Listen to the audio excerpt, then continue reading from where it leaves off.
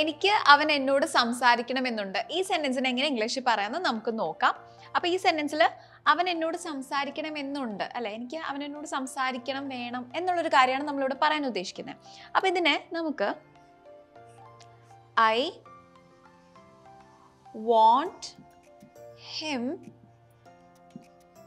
To talk to me. I want him to talk to me എന്ന് പറയാം. അപ്പോൾ ഇവിടെ എനിക്ക് എന്നുള്ളത് നമ്മൾ ഐ യൂസ് ചെയ്തു. ഇനി എനിക്ക് വേറൊരാൾ എന്തെങ്കിലും കാര്യം ചെയ്യണമെന്നുണ്ട് എന്ന് പറയാനാണല്ലേ. അപ്പോൾ അങ്ങനെയുള്ള സെൻറ്റൻസിന് നമുക്ക് ഐ വാണ്ട് എന്ന് പറയാം. Okay, I want. ഇനി ആര്? അവനാണ് ചെയ്യേണ്ടത്, അവൻ സംസാരിക്കണം എന്നാണ്. അപ്പം നമുക്കിവിടെ ഹിം എഴുതാം. അപ്പോൾ ഐ വാണ്ട് ഹിം. ഇനി അവൻ എന്താണ് ചെയ്യേണ്ടത്? സംസാരിക്കണം എന്നാണ് അല്ലേ ഉള്ളത്. അപ്പോൾ ഐ വാണ്ട് ഹിം കഴിഞ്ഞിട്ട് ടു യൂസ് ചെയ്യുക. അത് കഴിഞ്ഞിട്ട് എന്ത് വേർബാണോ വേണ്ടത് അത് യൂസ് ചെയ്യാം. അപ്പോൾ ഐ വാണ്ട് ഹിം ടു, ഇവിടെ സംസാരിക്കണം എന്നുള്ളത് കൊണ്ട് നമ്മൾ ടോക്ക് യൂസ് ചെയ്തു. ടോക്ക്. ഇനി ആരോട്?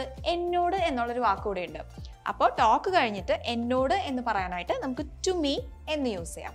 അപ്പോൾ എനിക്ക് അവൻ എന്നോട് സംസാരിക്കണം എന്നുണ്ട് എന്ന് പറയാനായിട്ട് I want him to talk to me എന്ന് പറയാം. Thank you. English Mithra. Stop worrying, start learning.